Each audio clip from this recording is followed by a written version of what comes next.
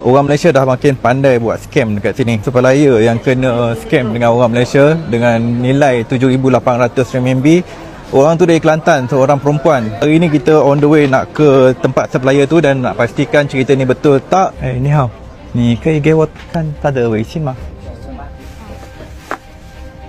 他给你了没有？没有。这么厉害呀、哈哈。WeChat dia langsung tak reply dah.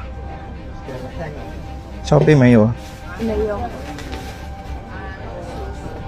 Kita tengah tunggu security untuk kita dapatkan CCTV Farah ni. Aku dah mesej dia elok-elok, korang boleh baca mesej aku ni. Siap bagi Alipay punya ni untuk dia bayar.